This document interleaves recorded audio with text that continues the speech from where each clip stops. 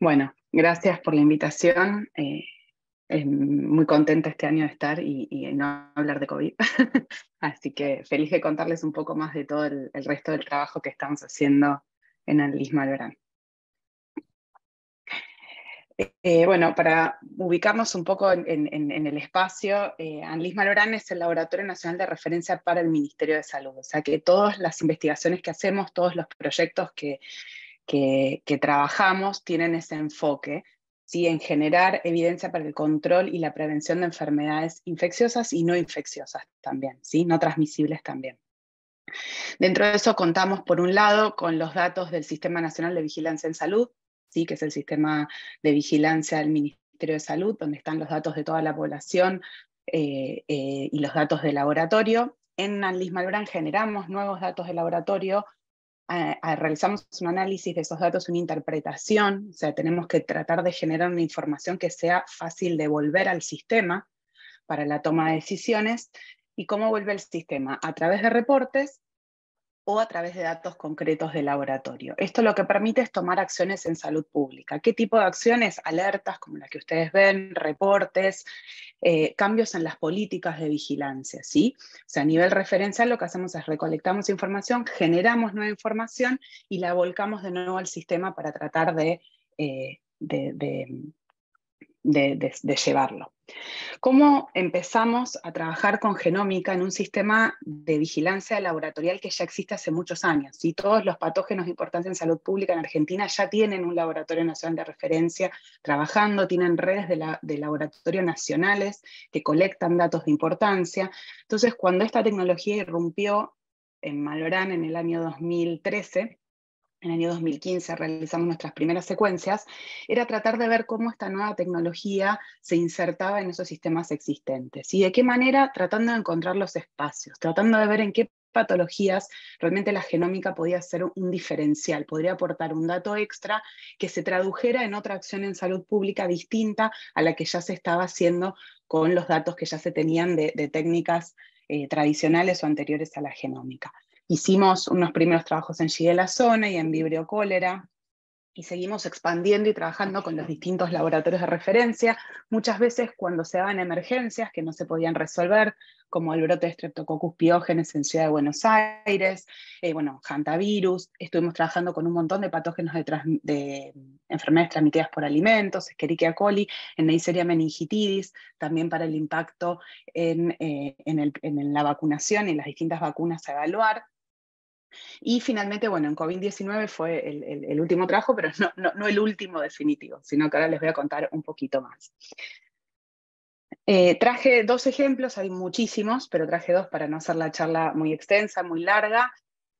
Uno que tiene un poco de historia, un poco de presente y nos permite ahondar un poquito más en eso, y es Vibrio cólera. Y le decimos la otra pandemia porque en realidad, o sea, pandemias atravesamos muchas a lo largo del tiempo. Hoy estamos atravesando la 7ª pandemia de Vibrio cólera a nivel global. No lo vemos en Argentina, no lo vemos en Latinoamérica, pero lo vimos en los 90. Para todos los que trabajamos en Vibrio, siempre la historia que nos contaron o la historia que fuimos leyendo y toda la evidencia que había con todas las técnicas pregenómicas, teníamos toda una concepción de lo que había sucedido en los 90 en Latinoamérica, que tenía que ver con cómo había ingresado el vibrio. Había muchas teorías que había ingresado de Asia, muy relacionado al ambiente, al agua de lastre de los barcos, y eso cambió ampliamente en el 2011 con un trabajo donde planteó que la transmisión de Vibrio cólera se podía dividir en dos dinámicas distintas. Por un lado, el Vibrio cólera del linaje pandémico, y por otro lado, el Vibrio cólera del linaje no pandémico. En esta primera teoría, lo que se postulaba era que en el 2011, que se postuló en el 2011, era que la introducción de cólera pandémico en Latinoamérica se había realizado desde África y no desde Asia. ¿Por qué? Porque se había encontrado un genoma asociado de la parte sur de África con todo lo que eran las cepas de Latinoamérica, que son estas que están acá en azul, ¿sí? Este trabajo era bastante limitado, no tenía un amplio número de muestras y fue muy criticado en su momento, pero abrió una puerta para replantearnos un poco qué era lo que había sucedido. Nosotros en el Malbrán hacemos la vigilancia activa de Vibrio cólera, todo caso sospechoso de cólera debe ser rápidamente identificado y se le busca si es toxigénico o el serotipo. Pero no se hablaba de linaje ni de secuenciación en ese momento. Otra cosa muy particular del cólera pandémico es este tipo de evolución de manera escalonada, que no es lo que solemos ver en árboles filogenéticos más bacterianos, donde la evolución se da para ambos lados, ¿sí? Esto es mucho más parecido a una evolución viral, donde vemos un clon que aparece y desaparece y vemos el surgimiento de uno nuevo. Entonces empezó a hablar de una transmisión a través de olas. Esto cambió completamente el paradigma en la vigilancia. ¿Cómo? Tratando de plantear un control basado en la evidencia, en vigilancia genómica, ampliando el diagnóstico molecular y fundamentalmente introduciendo el uso de vacunas en zonas endémicas, que es lo que está sucediendo hoy en el mundo. Sí, lo que se podía ver era que había hubs, o sea, depositorios de Vibrio cólera pandémico que hacían que se hicieran reintroducciones en los lugares libres de cólera pandémico. Eso también nos permite diferenciar las acciones de salud en cuanto tenemos un caso de cólera pandémico de uno no pandémico. Y por otro lado, redefinir el rol del ambiente en el cólera no pandémico. Entonces ahí se planteó los primeros trabajos que empezamos a realizar nosotros con el Instituto Sanger, que fueron los que habían hecho este nuevo planteo y cambio de paradigma.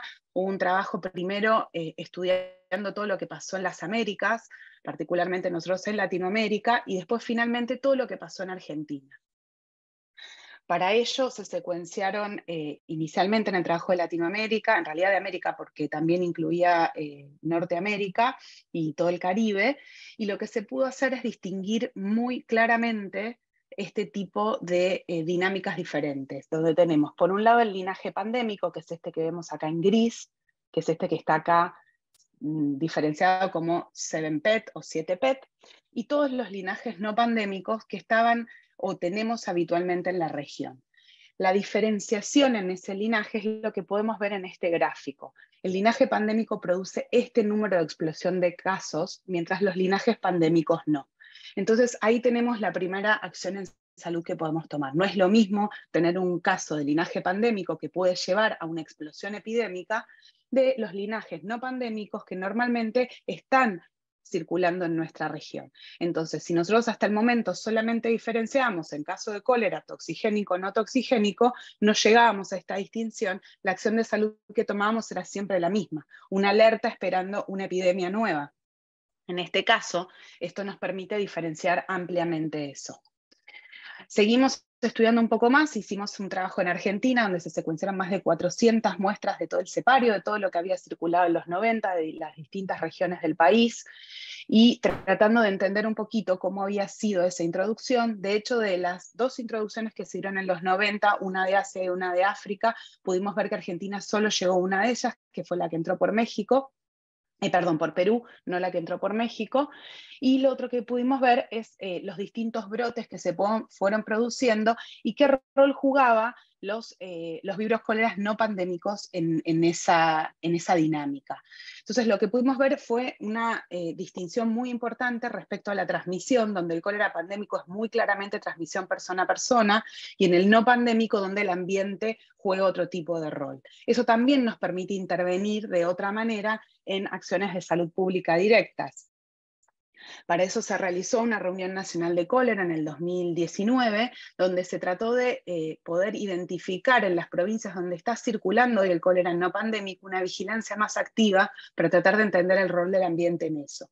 Y por otro lado fue el primer patógeno en el cual introducimos en el Sistema Nacional de Vigilancia en Salud el concepto de genómica. Es el primero que tiene un dato de genómica, esto fue pre-COVID, donde podemos distinguir linaje pandémico de no pandémico. Entonces, en el sistema de vigilancia en salud, hoy tenemos si es toxigénico, si no es toxigénico, el serotipo y finalmente el linaje. Entonces, cualquier caso sospechoso de cólera hoy no solo se llega a nivel de toxina, sino que llegamos sí o sí al nivel de linaje. Y esto es algo que se pudo traducir muy claramente, para que se den una idea, en el año 2005, después de no haber tenido casos de cólera desde el año 2002, tuvimos un caso de cólera nuevo, y en ese momento, al no tener la herramienta genómica, ¿qué pasó? Se trató como si volviéramos a tener una nueva epidemia. ¿sí? Eso alertó el sistema de salud y se tomaron un montón de medidas en el 2005, se reactivó la red de cólera, se intensificó el diagnóstico y se invirtió un montón de dinero en esto, que hoy sabemos que ese caso del 2005 no fue el linaje pandémico, sino era uno de los que habitualmente circula en la región norte de nuestro país. Entonces esto es para mostrar también el lado negativo, o sea, cuando no tenemos la información, estamos invirtiendo de más en cosas que por ahí podríamos ahorrar, siempre pensando que todo el dinero que viene de salud viene de un solo lugar y debemos ser muy cuidadosos en los recursos. Entonces uno podría decir, uy, pero la técnica genómica o la secuenciación genómica es cara, en ese momento era más cara que ahora, entonces, ¿por qué voy a secuenciar los casos de cólera? Porque si no, hubiese gastado muchísimo más en hacer una intervención cuando no es necesaria, ¿sí? Entonces, acá es cuando les digo que hay un diferencial muy importante.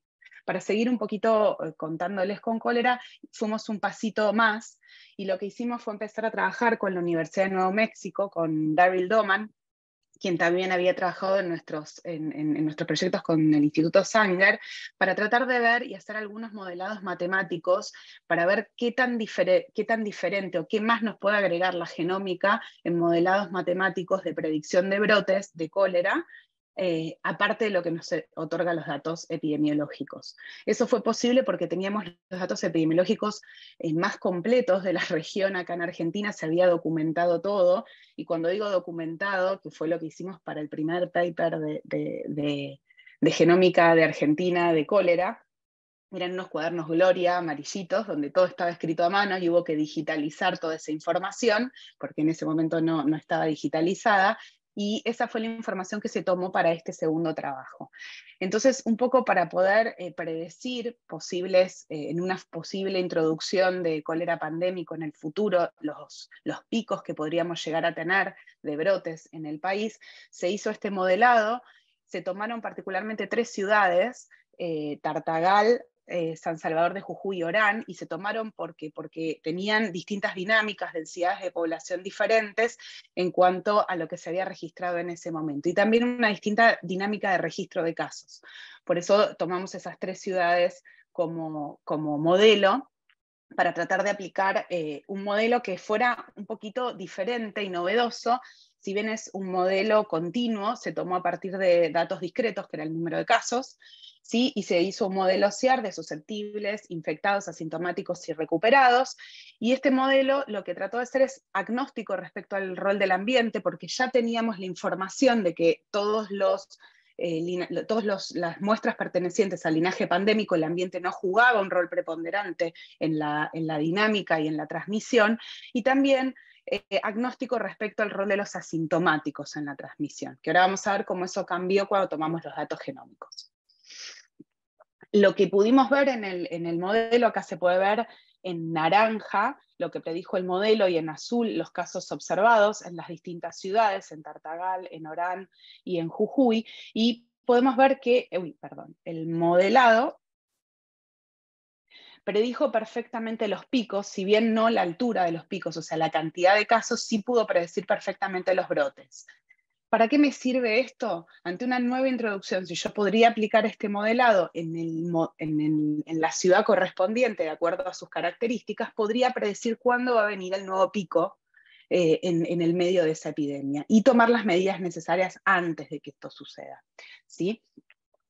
¿Qué nos agregaba? Todo esto fue hecho con los datos epidemiológicos. ¿Qué pasaba cuando agregamos los datos genómicos? Se hizo un árbol filogenético con escala de tiempos de las secuencias que había de estas 3 ciudades, teniendo en cuenta esto que vemos acá. Cada ciudad está en un color, pero vemos puntitos de otros colores insertos en los distintos clones de las ciudades que tenían que ver con la dinámica de migración entre las ciudades. Entonces se incorporó también al modelo todos los datos que había en ese momento registrados respecto a medios de transporte, tanto aéreos como micros que hubiera en la época, lo que estuviera registrado, que no era tanto como por ahí podemos tener ahora, pero se introdujeron esos nuevos datos en el modelo para tratar de agregarlos y volver a predecir, incorporando por un lado los datos evolutivos del árbol filogenético, sumado a todo lo epidemiológico y los datos de transporte.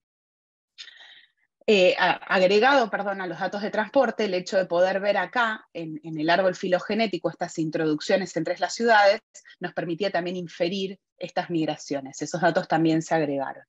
Al hacer el nuevo modelo predictivo se pudo ver que los datos genómicos agregaron un diferencial muy grande en la predicción, donde incluso sobreestimaron los casos a aparecer, no solo que pudieron predecir los brotes, sino que pudieron hasta incluso predecir los casos, incluso sobreestimarlos, que lo que suponemos es que tenía que ver con los casos subregistrados, ¿sí?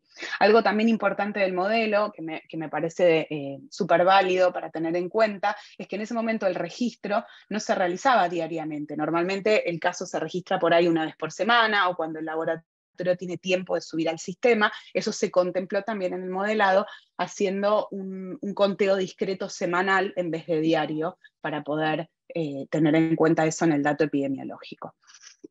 Eso lo que permitió cambiar es a nivel regional. Nosotros teníamos un workflow regional para lo que es transmitidas por alimentos y bacterias transmitidas por alimentos y por aguas, y lo que pudimos ver es que este workflow no funcionaba correctamente para cólera, y se lo hizo, digamos, lo que se llamaría como específico para el patógeno.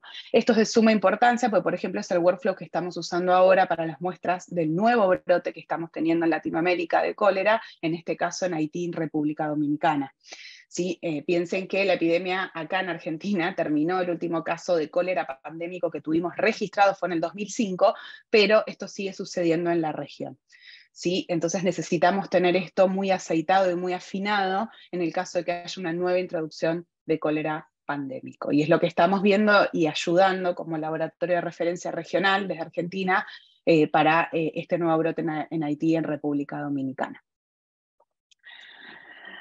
Otro ejemplo que les quise traer es tuberculosis. ¿Y por qué tuberculosis? Bueno, porque al 2020 tuberculosis era la segunda causa de muerte por agente infeccioso. Obviamente, como es 2020, fue la primera COVID-19, pero si íbamos al 2019 podíamos ver que era la primera causa. Y es la primera causa también de un agente infeccioso de resistencia antibiótica, ¿sí? Es una enfermedad que es prevenible, tratable, tiene cura, es vigilada. Actualmente existe una red de vigilancia en tuberculosis nacional muy intensa, que usa algunos métodos genéticos para hacer la vigilancia de la resistencia. Tiene un alto impacto económico. ¿Por qué? Porque las personas que tienen tuberculosis tienen tratamientos, particularmente los de multiresistentes, tienen un tratamiento muy largo. Esto tiene un alto impacto en la vida del paciente, en su vida laboral y en su vida familiar también. Muchas de las drogas en los XDR, en los extremadamente resistentes, los pacientes tienen que estar internados por largo tiempo, pues son drogas intravenosas. Eso hace que tenga un impacto altísimo en las familias, en el paciente y por supuesto en la economía. La mortalidad, el 87% de las muertes es causada por tuberculosis resistentes. Es por eso por lo cual la vigilancia de la resistencia antibiótica es fundamental. Acá podemos ver que tenemos las resistentes, que son solamente resistentes a rifampicina, multiresistentes, extremadamente resistentes y finalmente extremadamente resistentes. Este esquema se va revisando todos los años por la Organización Mundial de la Salud. Hay grupos de trabajo intensamente trabajando en esto. Y lo que podemos ver es el costo de lo que llega a ser un tratamiento de un paciente con tuberculosis extremadamente resistente. El costo por caso en Estados Unidos en el año 2020 llegaba a los $800.000. ¿Sí? Entonces eso, si lo podemos ver en el impacto que puede tener en cuanto puede salir una secuenciación, podemos ver que hay una diferencia muy grande. Entonces, cuando hablamos por ahí de un costo alto en la vigilancia, tenemos que ver cómo es el costo indirecto de esa enfermedad en todos los demás lugares. Y si tenemos en cuenta que los tratamientos en Argentina también salen del programa de tuberculosis, es algo a tener en cuenta. Las pruebas hoy actualmente para resistencia en tuberculosis son pruebas fenotípicas, son pruebas caras que consumen tiempo, son lentas, pero siguen siendo hoy el gold estándar, ¿sí? Siguen siendo el estándar para la Organización Mundial de la Salud. Sin embargo, la Organización Mundial de la Salud fue uno de los patógenos en los cuales más trabajó en guías de vigilancia genómica. Tiene un gran potencial el diagnóstico para las multiresistentes. Hoy se usa también como metodología diagnóstica de resistencia, el GeneXpert, que también tiene en cuenta datos de genes. Entonces ya la población que más que nada la población médica tiene resultados de resistencia en nombres de genes, pero sin embargo todavía es limitado y también es caro. Ahí es donde se nos abre una puerta otra vez para que la secuenciación de nueva generación aporte algo diferente. ¿Qué pasa en Argentina? En Argentina, si bien somos un país con tuberculosis moderada, de incidencia moderada respecto a otros ámbitos, en el 2019 12.500 personas fueron notificadas al sistema de vigilancia y un 1% se estima que es tuberculosis multiresistente en los casos confirmados por laboratorio. Esto se recibe en el Laboratorio Nacional de Referencia, el Instituto Nacional de Enfermedades Infecciosas del Malbrán, y si bien está muy caracterizado los linajes que circulan en Argentina, podemos ver que hay hotspots en el país, o sea, hay lugares dentro del país donde se encuentra la mayor cantidad de casos de tuberculosis multiresistentes. Esto es sumamente importante porque en esos lugares la incidencia se asemeja más a los países de alta incidencia y no de moderada como es en el resto del país.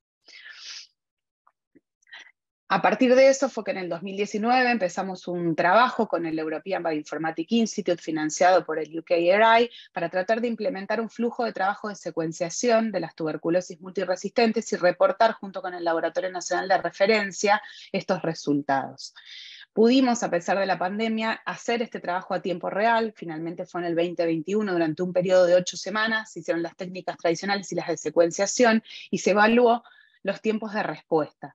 Y ahí lo que pudimos ver es que los tiempos de respuesta de informes en resistencia pasaron de un promedio de 28 días a un promedio de una semana, ¿sí? Haciéndolo por secuenciación. ¿Y cómo lo pudimos hacer? Y ahí fue donde la pandemia nos abrió una posibilidad. Como estábamos haciendo secuenciación regular de COVID-19, en esas secuencias regulares incluimos también todos los aislamientos de tuberculosis que había que secuenciar para hacer la resistencia. Eso nos permitía tener informes regulares semanales que hacían que se acortaran los tiempos. ¿Sí? Si esto no era posible, o sea, no era como antes, que no hacíamos una secuenciación regular de vigilancia, esto no hubiese sido posible. Ahí es como la pandemia nos abrió una puerta de posibilidades para también hacer un diferencial en la vigilancia de otras patologías. Algo muy importante que trabajamos durante este proyecto fue el reporte de laboratorio. Y parece algo sencillo, pero en realidad no, porque piensen que son médicos los que reciben este resultado. Entonces se trabajó con el comité de expertos del Hospital Muniz y de otros hospitales que trabajan con tuberculosis, y junto con el Laboratorio Nacional de Referencia acordaron este reporte de laboratorio.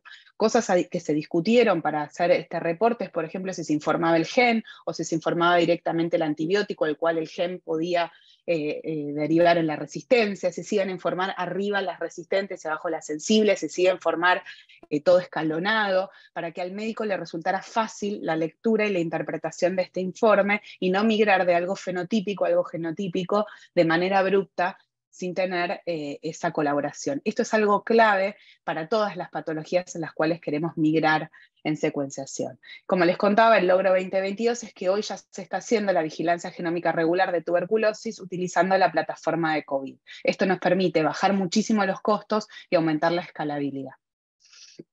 Algo para contarles finalmente, que también fue una consecuencia de COVID, es que se generó la Red Federal de Genómica y Bioinformática. A través de la unidad, creo que en la presentación estaba la plataforma genómica, nosotros dejamos de ser plataforma genómica en el 2021, que estábamos dentro del Instituto Nacional de Enfermedades Infecciosas, y ahora somos un Centro Nacional de Genómica y Bioinformática, y dentro de ese centro tenemos la Red Federal. La Red Federal nació en el 2021 y hoy tiene ya desarrollada en las 24 jurisdicciones la capacidad estructural, tecnológica y humana de generar información genómica. Algo que a principios del 2020 nos parecía imposible, donde el Malbrán secuenciaba y otros institutos nacionales y de investigación. Hoy esto ya está desarrollado en todas las provincias. Fue un trabajo intensísimo que se hizo durante el 2021 y 2022. Se identificaron capacidades, se seleccionaron las provincias, seleccionaron los laboratorios de salud pública que tuvieran las capacidades para desarrollarlo, se identificaron las fuentes de financiación y se empezó a trabajar en eso, ¿sí? La idea es mejorar la coordinación de la secuenciación genómica entre las instituciones y jurisdicciones y generar una sinergia a lo largo de la red. Por otro lado, promover conceptos de análisis bioinformático. Solo para darles un dato, hoy en GISET, que es la base que tiene todas las secuencias de COVID a nivel internacional, de SARS-CoV-2, perdón, a nivel internacional, todas las secuencias subidas por Argentina, previo a la red, cada uno analizaba de la forma que le parecía. Entonces, por ejemplo, el ensamblado que se generaba para poder subirlo, no había un estándar entre los laboratorios de Argentina que subían esas secuencias, así como tampoco la determinación del linaje que se subía al CNBS, ¿sí? Entonces, la idea es también estandarizar de alguna manera no solo en la parte bioinformática, sino también cómo se reporta y cómo reportamos como país este tipo de información, tanto a nivel global como a nivel ministerial.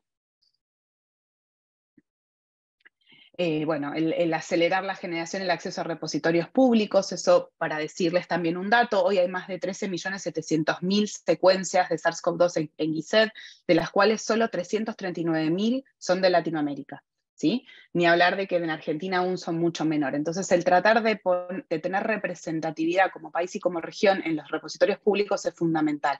Y saliendo de COVID, Martín también hizo una excelente presentación, Martín Vázquez, y todo lo que vemos en lo que es secuenciación humana, también tener representatividad en todas esas bases internacionales de lo que está en nuestro país, no solo de ancestría, sino también de otras patologías, también las no transmisibles. Y proveer principalmente un espacio nacional común de ámbito público, privado y académico, donde compartir protocolos, métodos, herramientas bioinformáticas en lo que tiene que ver en vigilancia en salud pública. Y también estándares, normas y buenas prácticas, no solo de laboratorio, sino también bioinformáticas. Esto también asociado a todas las redes globales a las cuales ya hoy ANLIS pertenece y también otros laboratorios nacionales. Ya hoy la Red Federal de Genómica tiene 12 centros que tienen capacidad de secuenciación con Illumina, con la tecnología Illumina o de short-reads, y las 24 jurisdicciones tienen hoy capacidad de secuenciación de nanopore, ¿sí? Con las long-reads. Algunas están en el mismo laboratorio, otras están en diferentes, y todo eso se realizó durante el año 2022-2021. Se inició la compra de reactivos en julio del 2021, se fue a capacitar a todos los centros que tienen secuenciación Illumina, capacitaciones presenciales en cada una de las provincias y finalmente una capacitación presencial en los primeros días de agosto, principios días de septiembre, de las 24 jurisdicciones en el Malbrán, con la tecnología de nanopore, donde no solo se realizó la parte de laboratorio, sino también la parte de análisis. Para la parte de análisis hicimos toda una evaluación de un pipeline que es el mismo que se está usando en Coq UK junto con el Instituto Sanger, y eso se está realizando en un servidor nacional que hoy está en ANLIS Malbrán, donde todas las provincias pueden tener acceso para poder hacer ese análisis. O sea, cada provincia tiene la capacidad de análisis propio y de poder informar sus datos al CNDS. Bueno, dentro de los objetivos ya se han cumplido, ya se realizaron todas las capacitaciones que les nombré. No me quiero demorar mucho en esto, ya están las capacidades instaladas y nos quedan, por supuesto, nuevos desafíos, como el desarrollo de protocolos nuevos, distintos a los de COVID, generar este espacio de intercambio virtual y implementar finalmente un sistema de calidad en la red para el cual estamos trabajando y esperamos poder hacerlo en el 2023 con unas pruebas de certificación y un test de competencia. Un poco para concluir y hablar y discutir después de los nuevos desafíos, discutir en el chat para aquellos que tengan preguntas o posterior, esto de que no es uno para todos y todos para uno, en el sentido de que no hay una respuesta única para cada patógeno. Acá les traje 2 ejemplos, COVID fue un tercero que lo tocamos un poquito de costado, ¿sí? No, lo que sirve para cólera no sirve para tuberculosis, no sirve para la vigilancia de resistencia antibiótica de otros patógenos, no sirve para transmitidas por alimentos, no sirve para otros virus. Hay que encontrar dentro del sistema de vigilancia nacional que ya está súper establecido cuáles son los espacios donde la nueva tecnología realmente puede hacer una diferencia. Es una tecnología que se abarató post pandemia, pero que sigue siendo una tecnología cara. Entonces tenemos que usarla de manera correcta cuando realmente aporta una diferencia en una acción directa de salud pública. Trabajar con los laboratorios nacionales de referencia, con los grupos de epidemiología, lo estamos haciendo a nivel Ministerio Nacional, a nivel de las epidemiologías provinciales, para pensar estos nuevos sistemas de vigilancia con tecnologías nuevas incluidas. Y por otro lado, otra conclusión, es una frase que la escuchamos hace poco en otro congreso, no es propia, que es que si la genómica es la respuesta, ¿cuál es la pregunta? Sí, es una frase que se habló mucho en el IMEM, en la reunión internacional de marcadores moleculares. Es un poco esto, no es secuenciar todo, sino que antes de secuenciar preguntarnos muy concretamente ¿para qué lo vamos a usar? ¿Cuál es la respuesta? ¿Qué respuesta nos da? ¿Realmente nos sirve o con las técnicas tradicionales que tenemos ya estamos respondiendo lo que queremos? ¿Sí? No es secuenciar todo, es saber qué, cómo y cuánto. Por otro lado, la genómica es colaborativa o no es. Lo que vieron todos los trabajos que presenté fueron hechos con distintos grupos nacionales e internacionales. La red genómica participa en todas las provincias, son un montón de laboratorios trabajando. Todo el trabajo de cólera se hizo con el Laboratorio Nacional de Referencia, con otros grupos universitarios, con el Instituto Sanger, con la Universidad de Nuevo México. Entonces, no podemos hablar, es una tecnología que más allá de la generación de las secuencias, todo el análisis bioinformático y toda la información extra que se puede sacar es necesariamente colaborativa, ¿sí? La capacitación bioinformática nunca es suficiente. Bueno, estamos acá en las jornadas de informática en salud, pero nos preguntan mucho, tengo que seguir haciendo cursos, conviene hagan todos los cursos que puedan, capacítense todo lo más que puedan en todo lo que es softwares bioinformáticos para lo que es patógenos, siguen saliendo nuevos, siguen discontinuándose, es necesario continuar y continuar capacitándose. El pipeline que usábamos hace un año no es el mismo que usamos ahora, ni probablemente el mismo que vamos a usar el año que viene. Importancia de trabajar en la visualización de los datos, ahí todavía hay un nicho para explorar, a veces es difícil poder presentar estos datos particularmente a todos los actores que trabajan en salud pública, que no son necesariamente de laboratorio, que no trabajan en bioinformática o en genómica. Trabajar mucho en gestión de calidad, particularmente para todo lo que es salud pública, en transmisibles y en no transmisibles, particularmente en calidad para lo que es la parte bioinformática. Plantearnos un nuevo paradigma en lo que es capacidad informática y manejo de datos. En el Malbrán se adquirió un nuevo servidor bioinformático y exploramos la posibilidad de trabajar en la nube, cómo hacer eso desde países como los nuestros. Es muy difícil darle sustentabilidad al trabajo en la nube. Y por otro lado, una tecnología donde la sustentabilidad sea a través de la transversabilidad. No podemos usar un equipo de secuenciación solo para COVID, solo para tuberculosis, solo para no transmisibles. ¿Sí? Pensar cómo hacerlo sustentable desde el laboratorio de salud pública, utilizando el mismo equipamiento, el mismo laboratorio de genómica para todas las patologías posibles.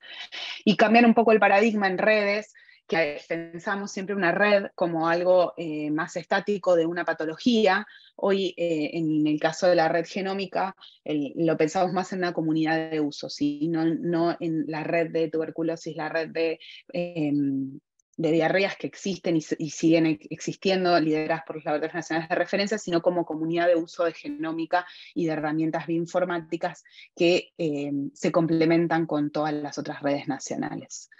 Lo que les decía, la infraestructura informática, los nuevos modelos, expandir a nuevos patógenos y a otras enfermedades no transmisibles.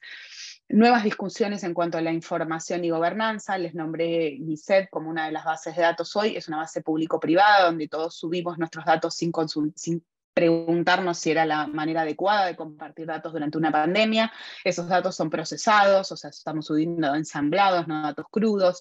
Bueno, replantearnos un poquito cómo debemos compartir nuestros datos en salud pública, en el ámbito de una emergencia, una pandemia, y en el resto del tiempo cuando hacemos la vigilancia regular. Y volver a recalcar el tema de control de calidad como algo clave para salud pública.